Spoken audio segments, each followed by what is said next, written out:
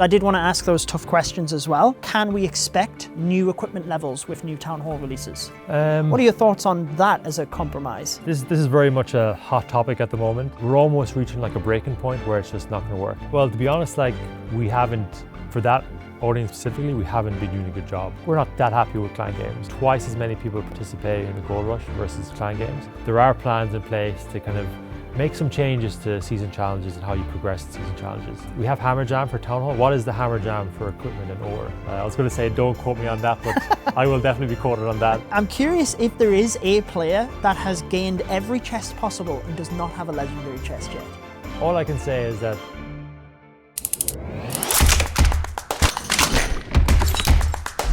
David, thank you for joining me. I'm excited to chat everything Clash of Clans. Yes, absolutely. It's great to be on your channel. I've watched so much of your videos, so it's kind of surreal to be here talking to the man himself. You're too kind. Well, thank you so much. I hope I don't flame you too much in the interview. But I obviously got a lot of questions from my community, so I did want to ask those tough questions as well. Diving straight in, I wanted to chat about equipment and ore, which is obviously a big topic in the community.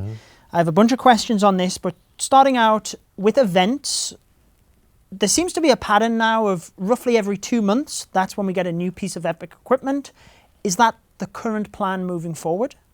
Yeah, the very short answer is that yes, at least for the rest of this year. That's the current plan. Like after that we can see, and we'll probably get into this later on in the interview, but for the rest of the year, yes, that's the plan, one every 2 months. Cool. I think that's important for like planning of people spending their ore. And that is something that obviously we're going to get to the ore economy, but I did have a few questions about equipment levels and whether we're going to see that increase.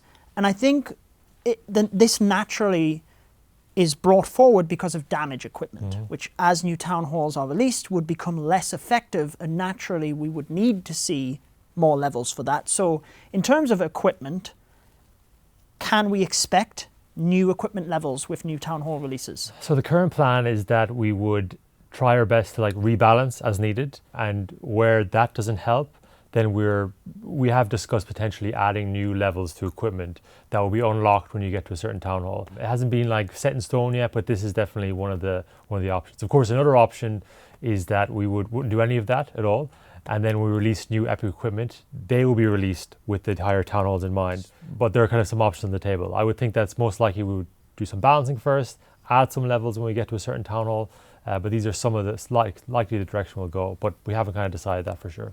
And just to put people's minds at ease, when you're saying adding new levels, I'm assuming there might be some cost cuts in return in terms of ore required alongside that? Yeah, like I guess we'll probably get to this, but like the whole ore equipment economy and how we distribute it is not ideal, and we probably could take some kind of learnings from how we do with town halls, and so if we do that, yes, that could be an option, but again, nothing set in stone yet. Well, I'm sure we'll get to it. Let's get to it now. That was my next question.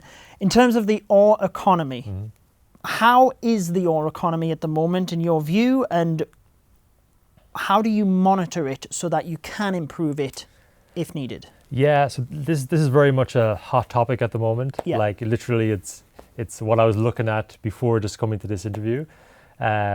So the ore economy is like okay right now, but if everything stays the same and we keep on releasing more and more equipment, it's not sustainable. So the setup is not sustainable. We're almost reaching like a breaking point where it's just not going to work. And in terms of the things that we monitor to see how it's going, we kind of break it down to 3 buckets. Number 1 is adoption. Like any permanent gameplay content or your release, it's important that every player gets to eventually enjoy it to the max. So that's number 1. Number 2, we want to release it at a cadence where it doesn't overwhelm people. Like these are kind of new ways, like new meta, new strategy, new attacks, and how you use it. So we don't want to like do 10 at once, for example.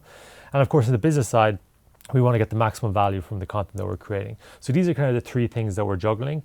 And as I said, it's kind of been going okay at the moment, but it's not sustainable the way it is right now. The adoption is not great. Like not a lot of players have all the equipment, and there's a massive variance between people that are like playing Clan Wars every week, and and they're spending money, like those players have so much ore that they're able to buy the next equipment piece when it comes out straight away. Whereas on the other end, other players are just so far behind that they're not even in the race at all. So there's a big variance here. The adoption isn't great, so we need to do something to kind of sort that out going forward. And as I said, it's a hot topic. I hope it's something that we'll kind of solve this year, if not early next year. Yes. Because we see it as a big opportunity. We see it as this, like, as a major, like if we're releasing this equipment that not everyone's using, that's like a major missed opportunity. It's much better if everyone's using the equipment. Everyone is then kind of exposed to the full kind of ore sink that it offers. So there's a lot of kind of opportunity for us to do this as well. Yeah, I think the main issue for me is more returning players because, like you said, the existing active players are generally able to get quite a lot of ore through clan wars. Like, yes, it also varies on the amount of money they're spending. New players, as they're moving through town halls, they don't have as much equipment available. The levels also don't go as high. But if there's a returning player who basically, let's say, comes back at town hall 15, they had stopped playing prior to equipment, and now they come back, well, they have this massive amount of equipment, all of this ore that is needed because they have to be able to catch up. So specifically when it comes to returning players, how do you try and manage the ore economy? And you alluded to it, but to multiple types of players. Yeah. Well, to be honest, like, we haven't, for that audience specifically, we haven't been doing a good job. And it's something that really has to change, like whether it's like including equipment already up to a certain level in the re-engagement flow, including equipment up to a certain level already, like older equipment, as a part of the town hall progression flow. When you get to a new town hall or when you upgrade your blacksmith to a certain level, I can definitely see this is happening. Like what is, we have hammer jam for town hall. What is the hammer jam for equipment and ore? Like that's something that we'll definitely have to get to going forward. But even new and re-engaged players aside, even the active players are having trouble like kind of adopting, because there is a few frictions in place. Like, let's say the only source is from the medal event. You have multiple frictions. Obviously you have to be there, you have to engage a certain amount to even get enough medals to get it if you're a free to play player.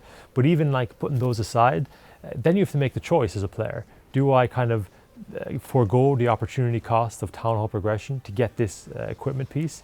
So there's so many frictions in place for even the active player to get all of this gameplay content. So it's definitely, the problem is most obvious for re-engaged and new players, but it's a growing problem even for the active player base. Well, I'm glad that you recognize that, and I think you're absolutely right. In fact, you kind of read my mind in terms of the re-engagement feature. I think is just an obvious place to add ore. There's no reason not to. When you're upgrading Town Hall, also feels like a natural spot. Maybe even tying it into your heroes. So once your hero gets to, you upgrade that every 5 levels, you get some ore alongside that as well, just to kind of help those players that are trying to catch up, like you said. Yeah, and the heroes is a great suggestion because it starts to make all of those 100 levels for the BK feel more meaningful at certain milestones. So I think that's definitely a good suggestion as well. Because I think there's just many different ways you can handle it, but like you said, it's trying to make sure that all of the different players can, find benefit in it. And you mentioned the events, medal event specifically, is where we get a lot of the ore from. There was numerous questions about the medal events and equipment in itself, so I'm trying to just break them down into different categories. But one thing that I seen a lot was, with more equipment added, can we see some sort of like refund to the ore we've put into equipment? Personally, I would find that quite dissatisfying, but clearly there are players that feel that could be a possibility. There'd have to be some sort of like penalty for doing so, but is that something you've considered, and what are your thoughts on like some sort of buyback mechanic? Yeah, it is something that has been talked about. I used to work on a puzzle RPG game where this kind of scrapping mechanic was used quite a lot, but it's not something that we're seriously considering. And one of the main reasons, at least from my perspective, is that let's say a new troop comes out and Judo Sloth does a new video about this new army, it's going to be great for the new meta, but you need to use a certain equipment piece and you've just scrapped it, you've just like got rid of it like 2 weeks ago. As a player, you're like, I can't like engage. So I don't think it's, never say never, but it's definitely not top of our mind at the moment. Yeah, I think you would it sounds nice in that, like, if something becomes meta, you can dump and maybe switch into that. But if you're not, you wouldn't be able to provide 100% refund. There'd have to be some sort of like penalty cost for doing that. And I think long term, it could just become more of a turn off if it wasn't managed correctly by the players. And like you said, with meta shifts, you never know when all of a sudden equipment comes back into the meta or a use case is developed and then you've scrapped it. Or Puppet finally has a use case. Well, we'll see. I mean, I don't know when that day might come. Maybe there's a new clone level, but yeah, we'll see. But yeah, I think it could also just run up different issues. Yeah, I think the ultimate solution is just to sort out how we distribute ore into the economy. That's like the best way to do it, as opposed to these sort of mechanisms. So this is something that you said that the equipment you have planned for the rest of this year in terms of one every 2 months, the ore is kind of at a breaking point, you said. So maybe we could expect some change, but nothing major? Or is it like, is it just going to be drip fed in terms of improvements and kind of add something, see how it goes, monitor and test that? Or are you looking to kind of overhaul the system? Yeah, like, again, there's nothing in the short term planned. We have done like in terms of the adoption of equipment generally, we have done smaller things like adding a second equipment to the medal event, or third even, adding stuff to the league shop, adding to chess. So there are smaller things we've been doing, but I think it probably is closer to a bigger overhaul, but I don't want to make any promises yet. Maybe it's kind of, you'll see it maybe as smaller things at the start, but I definitely think changes should be made. We understand that, but don't have a perfect answer for what the solution is going to be just yet. Well, I mean, obviously you can't share everything. It's good to know that you are aware of it and trying to improve it in the short term for people, and they know that longer term, hopefully, something is in mind where it can be enjoyed by everyone, basically. Free to play, people that are buying the event pass, people that are less active, more active, etc. As I said, like, the adoption rate of equipment is not great, and there's a big variance between the more casual and the most active player. So there's going to have to be some overhaul to like fix those situations. Yeah, because the Stario was one thing I was naturally going to mention. There's a lot of people discussing it. So it seems like, again, something you're aware of, trying to improve the economy when it comes to Stario, but nothing you can share of how that's getting done as of yet. More so from an overhaul. Yeah, I don't want to commit to anything specific yet, because it is like more we're trying out a few ideas. But yeah, like, again, when we think about how long it takes a casual player, free to play casual player, to reach the end game in Clash at the moment in terms of like town hall content, and then compare that to what it could hypothetically take the same player to max out all equipment, there's a massive variance there. So we need to do something probably pretty big to turn that around. And when you say about tests, one question that was asked, and I think this is a valid question, I hadn't really even thought about it, which is what's great about pulling questions from the community as well. But there was a gold pass or a season challenge test a while back where you examined 3 test groups, the amount of points that was required. I think it even involved the rotation of tasks, but we haven't really heard anything about that. Are you able to speak about the results of that? Was there any changes from it, or? Yeah, so the results, as you might expect, is that like players completed the season challenges. There was a higher completion rate. And we actually have made changes already in the live game. There are like a couple extra tasks in the weekly kind of rotation of tasks. There are some more tasks there. So it actually is easier for players to complete the season challenges right now. But kind of like connected to that whole point, there are plans in place to kind of make some changes to season challenges and how you progress in season challenges. So watch this space. The general idea is that we want your progression in season challenges to be more tied to the core loop of the game. Like if you think of Clash Royale, and you just get like progression for your battle pass by just getting crowns, just battling. Where at the moment for Clash, it could be like very, could be builder base or use a specific troop, but I'm a player that doesn't use that troop. So we want every kind of attack that you do to potentially get you kind of progression on season challenges. So this is something that will, we'll see more of by the end of the year. So a little bit of like how the Super Troop medal events work, where you get the ice cubes from just getting stars. I know the regular events you have to take down certain loot within buildings, but the Super Troop one is just stars. So maybe something similar to that. Something like that. Yeah. Again, we're working on the design doc right now, but potentially the progress could be in like your star bonus or things that are more kind of connected to like just going through the core loop of the game. So like multiple avenues of the core loop. But I guess that makes sense for like, I will say that I do kind of like how there's that little bit of variety, but I guess you get that through clan games as well, and you don't want to force people to do that either, so it does make sense. Yeah, there are other, as you said, there are other ways to do it, and for this is kind of like the main progression, seasonal progression vector in the game, so it's important that that's quite straightforward for players. Yeah, so it's not trying to like, yes, there's encourage variety, but not necessarily through like the core thing of, of progression. Yeah. Regarding Super Troops then, I did get quite a few questions on Super Troops in themselves, how they work, because initially when they were introduced, it was explained that one of the reasons was for a Dark Elixir resource sink, but it seems like that is not really even needed anymore, and I almost wondered when you did the 99% troop discount whether that was some sort of test. Are we likely to see changes to Super Troops and how they operate in the future? Yeah, so we did that 99% discount event, and like we saw players, just as you probably would expect, players were using Super Troops much more. Like if I looked at the dashboard for the Super Miner, it was like 10x the amount of use of that particular Super Troop. Wow. So it had this impact. And one of the reasons we did is we could see that the usage of Super Troops is not massive.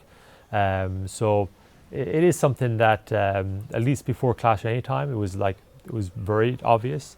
Obviously, Clash Anytime allows you to kind of change things around more, so there's slightly more usage of Super Troops. But it is something that's being discussed, nothing permanent, but we have talked about potentially an idea that, as you progress to a certain stage, maybe you get a Super Troop permanently. But these are just ideas being thrown around. We don't have any specific kind of solution or answer to what that might be yet. Yeah, I think certainly when it comes to the Dark Elixir perspective, it doesn't feel like it's warranted as much as it used to be. That said, resources are obviously easier to get nowadays, but it's still, whether it's actually required there or not is I guess up for debate. But one event that did happen recently, which was a huge success in my opinion, was the Gold Rush event. I feel like it was so good because it really brought people together. I loved the fact that it even expanded past like one clan to 100 people. The top reward was cosmetic based, so there was something to grind for, but players that weren't able to have that amount of help in the clan could still get a lot of the progression based items. Needless to say, there was a lot that was done well with that event, so I'm curious to know what the team's thoughts were following that, and if you have any ideas to, I'm sure we'll see it again, but like improve it in the future. Yeah, like I guess before we get into those specific questions, the thought process even before doing it was that like when we think of events, we're trying to kind of inject excitement into the build, the battle, and the social. And on the social side, like when it comes to events, we haven't really done anything. Like Clan World League and Clan Games aren't really events at all. So we don't really have any sort of events in clans. So we were like, okay, let's kind of address this. Let's give more people more ways to kind of play together in the game. And that was kind of the starting point. And the Gold Rush is such like it's so basic. There's not much to it. It was so basic, in fact, that before we released it, we were like, is this it? Like, do we need to do more?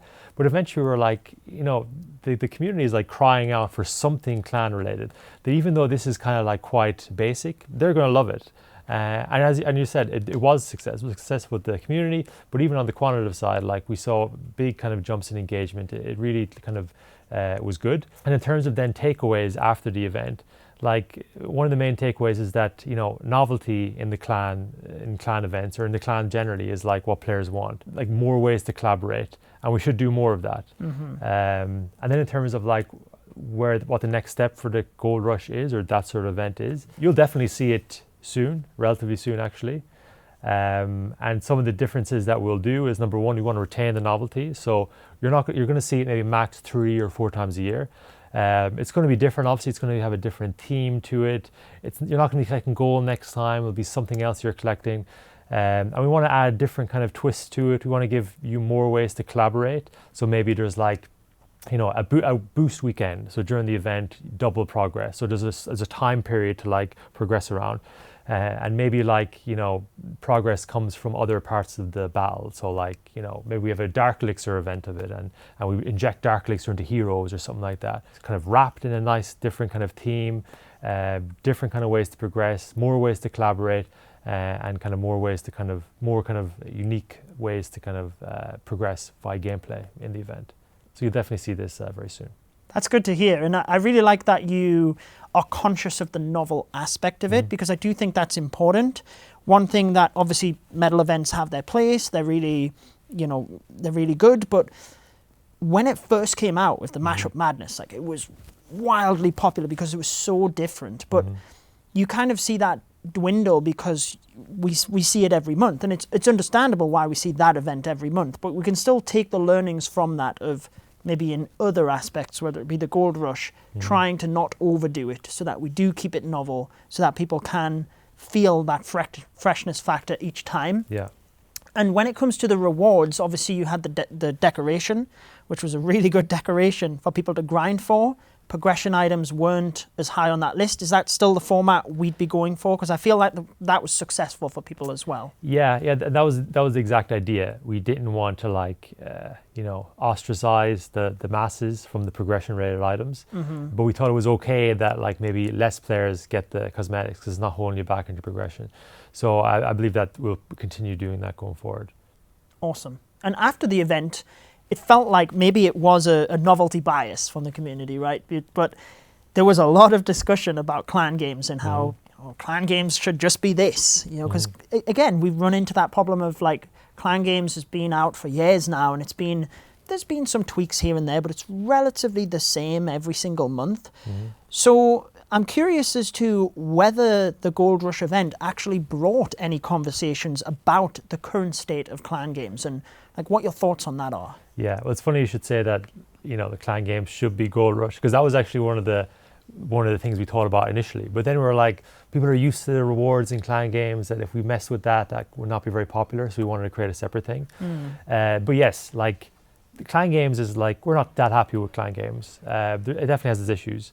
Like participation rate in clan games is actually not as high as you would think. For example, twice as many people participating in the Gold Rush versus clan games. Wow. It's not novel. Like it's not even an event really. It's the exact same every month. And then you could argue like where is the collaboration in clan games? Like you do a archer troop attack, I do a barbarian troop attack task. There's no like we're doing different things. I don't even know you're doing that task. It's hard for me to find out you're doing that task. So there's a lot of things we need to improve. And I think it is something we'll focus on more next year. Specifically, like how we improve the participation rates, how we remove any frictions in place, how we keep it feeling fresh each time we do it, and how we kind of make it feel more collaborative. Like one idea that was thrown around was like maybe instead of the current setup, there's like this bingo board, and you have to like complete, you're like, we want this task at the end of this row. We need to complete these 3 tasks in a row to get that one. So we can collaborate around the tasks we complete. Interesting. These are some ideas, or maybe like there's some sort of connection between each month of clan games. And there's a lot of ideas thrown around with this one. And we definitely appreciate that it needs to improve. Yeah, I will say one thing that you kind of alluded to there, but I would say that what is good about clan games and good about having certain aspects within events is that the rewards are, not entirely deterministic, because you do have like the columns, but you get to select as a player the reward you want. And I think it is important that some areas of the game retain that. Yeah. Like, yes, it's nice to like treasure chests, for example. I know we're going to discuss that later, but like it's nice to have some areas where you don't get to choose, because then you can run into like analysis paralysis for people as well. But it is nice that there are some aspects of the game where it's a bit more deterministic and you can choose what you require. So all I would say is on clan games, it is good to have some areas of the game where it's like that, obviously. Yeah, no, 100%. Particularly in the strategy game that Clash of Clans is, it's a very important part to keep. Yeah. Another event that was a big success was the Unlimited Hero event last year. It was said following the event that you didn't see the data that you hoped to see from that. But can you give us a little bit more context on that? Are we likely to see the event again in the future, maybe even using heroes altogether? Or like, I guess that's a triple loaded question. Like, why was the data not what you aimed to see? Could we see the event again in the future, or heroes whilst they're upgrading altogether? Yeah, so the first question, obviously on the monetization side, it wasn't great. There was a big loss of gem sync, a lot less kind of book of heroes being used. So that wasn't great, but that's not necessarily like completely detrimental. On the engagement side, we also didn't see kind of much kind of counter to that. We didn't see people like battling necessarily more or engaging more than we expected. So this is kind of what we meant when the numbers didn't exactly add up. And then to your other question about will we see it again in the future? Yes, in the not too distant future. In fact, you will see this event coming up again. And your final question about like losing it completely, yeah, that's a bigger one. And yeah, no plans to kind of get rid of hero upgrade that whole situation completely just yet. There are some things we're looking at in terms of maybe more finite kind of solutions to it. But again, nothing kind of permanent. And I guess now that we have extra heroes and we're going to add more heroes in the future, I guess it becomes slightly less of an issue going forward, we think. But let's see how that goes. Yeah, I think it depends on how that plays out, because yes, you can rotate your heroes, but obviously that then adds to the amount of hero levels there is anyway. So I guess it's getting that balance of like how long the hero upgrades last as well. In terms of like what I would say, it's good that we would see the event again. I want to say that that's amazing. One, for the community, but two, hopefully you can see a little bit more data, because I do question whether 1 month is a long enough timeline to be able to see any like long-term, because what I would expect from using heroes when they're upgrading is some players that churn because of that friction, you might not see in like a 1 month test. Yeah, no, you're 100% right. And like there should be longer term impacts here. Like if I'm a player and I'm able to use all of my heroes in battles, like maybe I don't play anymore in May, but like that's just a better experience. Like I have more power. So yeah, you're right. I can't argue with that. It's probably more of a longer term window we need to look at. Yeah, which maybe you'll, comparing the two subsets when it comes back or whatever, that you'll be able to do that. I do think that for me personally, you could draw the line in friendly battles and friendly wars. Like I personally think we should just be allowed to use heroes in a friendly challenge. I think a friendly is a friendly, so it would be easy to draw the line there and say that you could use them. That's just my opinion. But one approach that I seen in the comments, which I thought was quite interesting, was someone asked regarding the previous rest time of heroes and how obviously before Clash Anytime you had to wait if your heroes recovering. Maybe that's even a compromise you can consider, in that when your heroes are upgrading, you can still use them, but they have this rest time now. So you could like use them for important war attacks, but you couldn't just battle all of your attacks out because they'd have this rest timer tied to them. Maybe that could be some level of compromise as well. I don't want to put you on the spot or anything, but like, what are your thoughts on that as a compromise? Yeah, it's a pretty good suggestion. I can definitely take it to the team. That's a pretty good idea, yeah. I can definitely take it to the team and see what they think. Okay, well, there we go. What do you think about friendly battles then? Again, like that's they're definitely in the designers' realm, and they would have maybe some opinions on that. But from my own perspective, why not? Why not? But again, I can bring that suggestion to designers, see what they say. Yeah, I appreciate it's not just, you making the decision. There's a lot of people in the Clash of Clans team, and there has to be a consensus of impact of different areas of the game, right? So I do appreciate that if anyone's thinking you're going to be able to give them a definitive answer right now. But moving on from that, obviously, one of the interviews I also did in this little series, it was with David Edwards, the marketing manager. And we obviously discussed collaborations and things like that. But when it comes to the WWE collaboration, we've seen army camps changed, and it's fun to mix up the gameplay. But how do you aim to strike that balance of people that are in more of the competitive side of the game, like Legends, for example? If that feels like the main drawback of like mixing up the gameplay like that. Well, for this one, the answer is very easy. we won't have that cross-contamination. Like, we just won't have that sort of gameplay twist in this kind of competitive parts of the game. Like maybe we'll have it maybe one or two more times, but the future vision of this is that there's a more kind of clear break between the two, in that when we have these kind of gameplay twists, or we have like these really OP temp troops, we just won't have them in the competitive space. We keep the competitive space kind of clean. So they won't be in Legends in the future? Yeah, that's the plan. That's the plan. That's definitely what we envisage here. And this is actually also great, because then this kind of removes the friction or the guardrail for what we can do. Because even when we do the army camp thing, we still have to think, okay, we can't do too crazy, because what about the Legend League player? What about the competitive player? But if we kind of create a kind of break these two things apart, then it means we can get really crazy in the casual space. Maybe we have controllable heroes in there. Maybe we have some really kind of big twists to gameplay that we couldn't have done right now, because we're always thinking about not kind of messing up the competitive scene. So to answer your question, in the future, we just won't have them in the competitive space. That's the plan, and hopefully by the end of this year, hopefully at least early next year, you'll see that happen.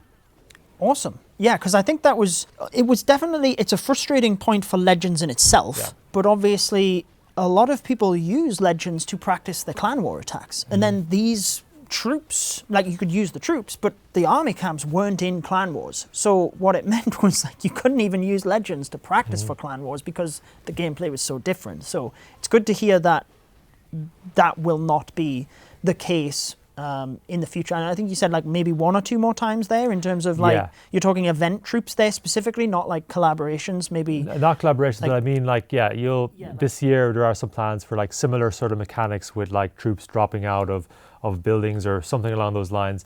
And you will probably see them in Legend League as well. Okay. But again, further down the line, we don't want that to happen in the future. Right. So you've obviously got a long-term vision of like not having that happen, but Mashup Madness, for example, is a one where I'm guessing we could expect that event again with the temp troops, and then, perhaps seeing them. Okay, that makes sense.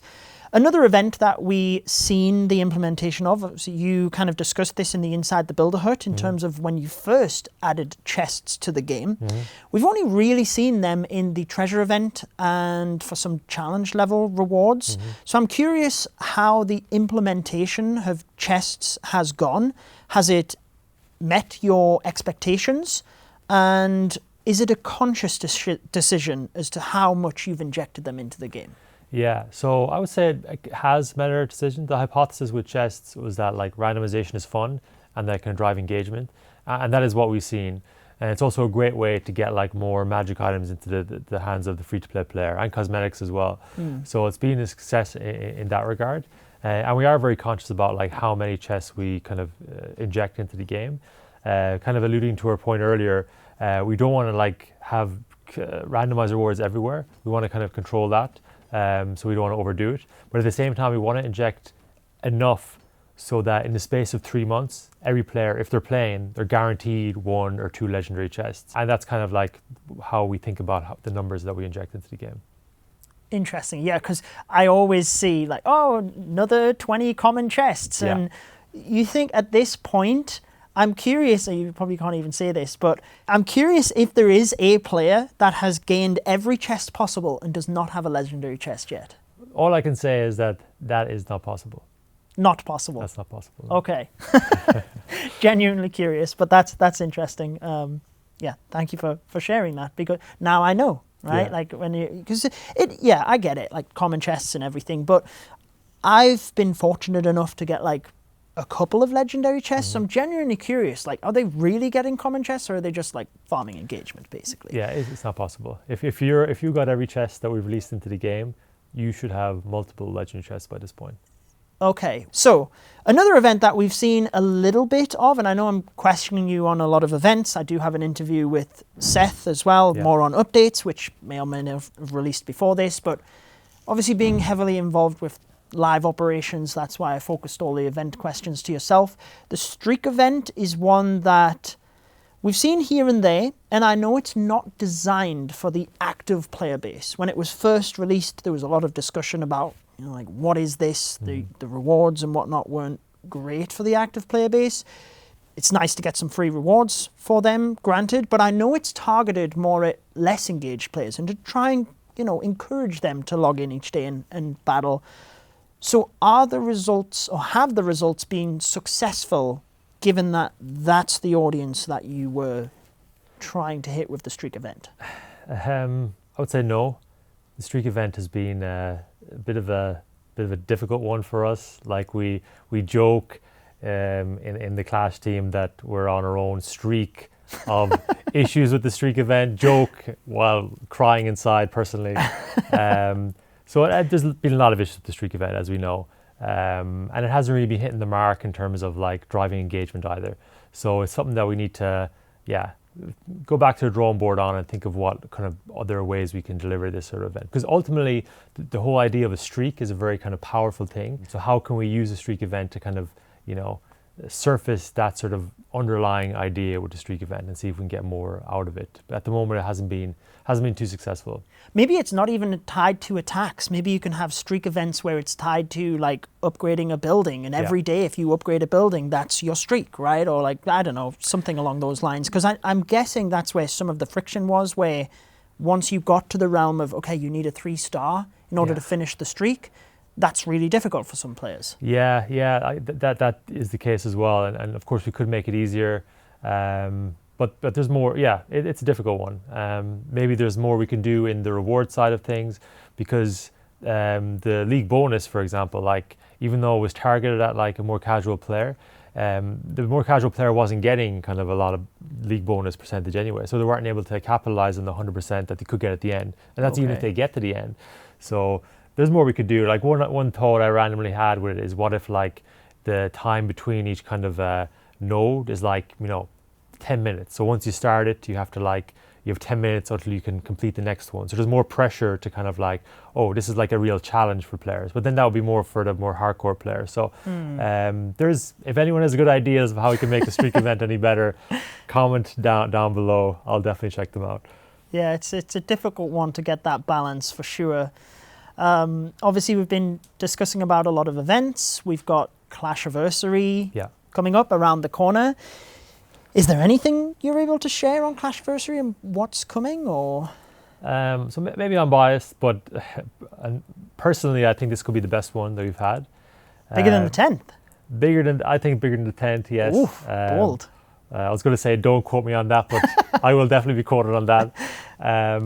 Like if we think about what makes a good Clashiversary, or a good, like a season generally, I think the main boxes we have to tick are like, is the team really good and is it really strong?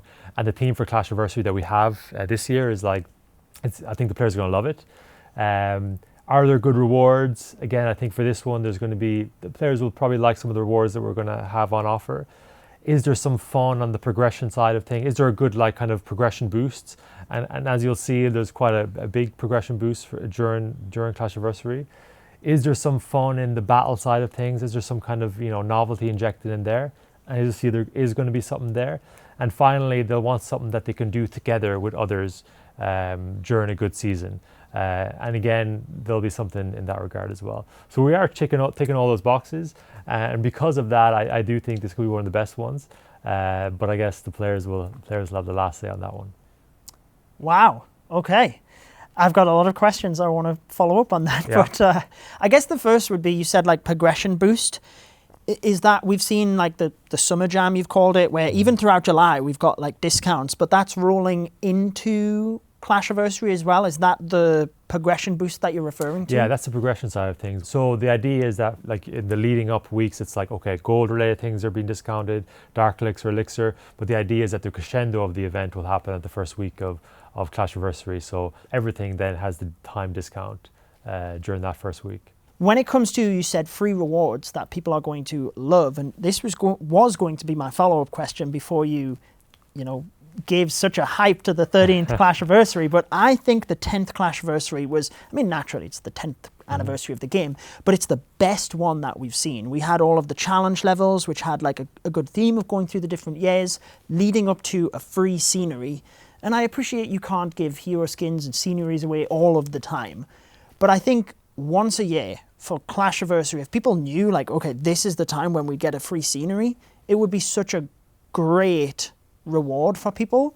And yeah, I just feel like that is the time to give away something like that.